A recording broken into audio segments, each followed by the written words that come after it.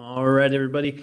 I just wanted to do this video real quick before we turn in our first major project to talk about documenting 3D work in a good kind of quality way.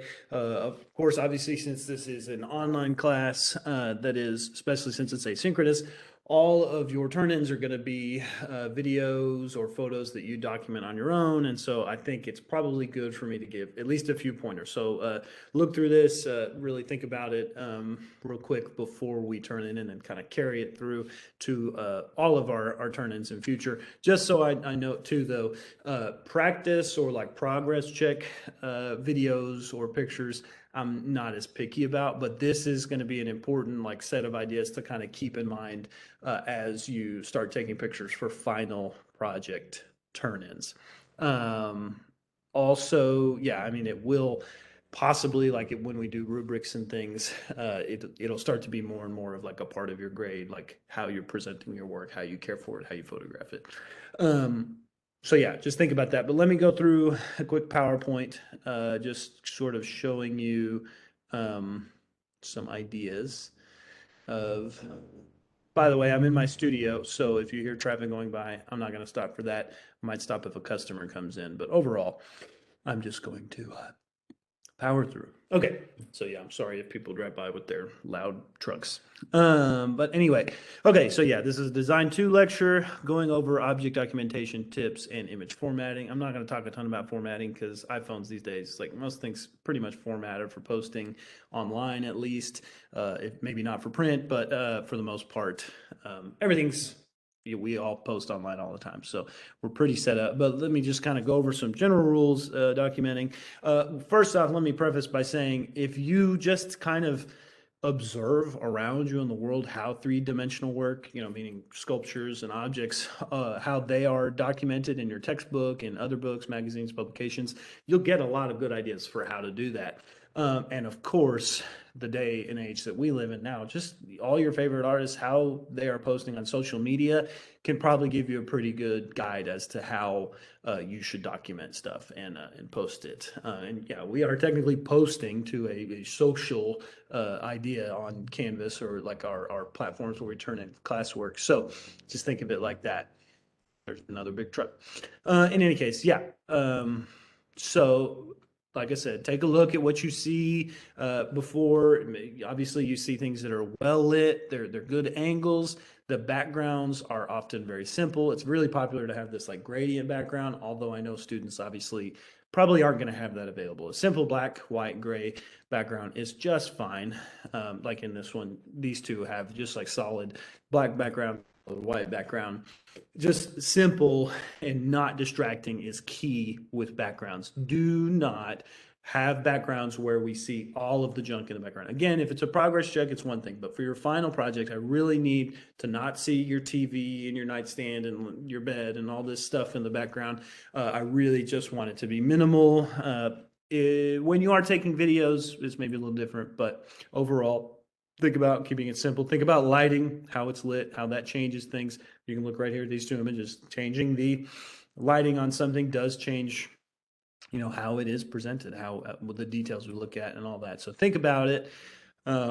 This one here you can see is a background that isn't, any kind of backdrop or big idea. It's just a nice, simple gray background. This is a fine way to document as long as it is well lit. Just the key is keeping that background simple. Okay.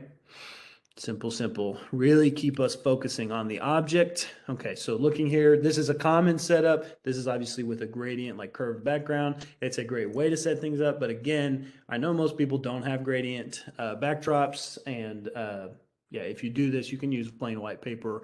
A lot of times you can put some sort of like wax paper or something on the sides so that when you light it, it's nice and diffused. That's what we mean when we say diffused, kind of a light that it's shining through, like I said, wax paper or something that's going to change it and kind of soften it. So it's not just like this bright spotlight that's going to shine off. Of course, your piece this week, reflectiveness is not going to be as much of an issue, just mainly getting the angle right.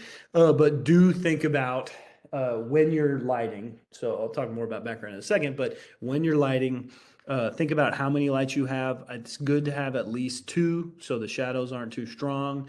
But make sure that the lights are in a good direction. Be sure your shadow is not like, if there's a light behind you and there's a big shadow of you cast on the object or around the object, that's going to throw things off. Just kind of do your best to be sure the object is lit from multiple sides and there's no distracting shadows. Then avoid harsh lights with that.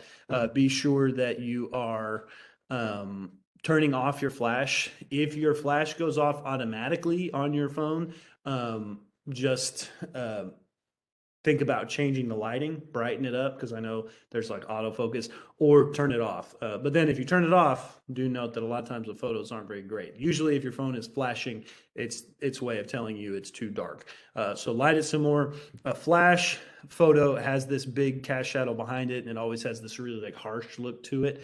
So you'll see when you turn it in, like, hey, the flash is really negatively affecting it. So either light it up or be sure your flash is off. Talking once more about backgrounds. Be sure you use a neutral background. I don't know why the writing on this is so teeny tiny, but always use a neutral background. Fabric seems like a good idea because it can be neutral, but if it's wrinkly and like folded and stuff, and it just doesn't drape right, it might not be a good neutral background. You need to keep it really simple. Certainly don't use any patterns like this one here. Don't use plaid or anything like that. Your couch is usually not a great place to do this because one, the wrinkles and folds, and two, usually there's some kind of pattern. And just, yeah, make sure you don't have a bunch of random junk. If you do it on a table, make sure that I can't see the background, when you're posting it, make sure after you crop it, sometimes you may take the photo and you can see some of the background, but be sure you can crop it down so that I don't see it. Just a note, it's not in here, but if you take a photo on a wooden table and there's a little bit of wood grain, it's not going to bother me that much. Just be sure it's not really distracting. Just don't do pattern fabric. Okay. Now talking about taking the actual photo, we talked about lighting, background. Make sure that it's properly proportioned in the frame. The best way to do it is just be slightly above like eye level with the piece. If you're right at eye level, sometimes it looks too flat. Move slightly above it and kind of look down on it a little bit. That's usually your best angle, but it's kind of your call, whatever shows it best. But be sure that there's room around it. And especially when you take your photo, you can always take it with more information in the background and then trim it down. Yeah, properly proportioned. And then, yes, you can see here that last picture was big, and then the person trimmed it down so it really goes with this cup shape here, rather than having all that. It's not landscape, even though it's a cup, or a portrait, shape of object.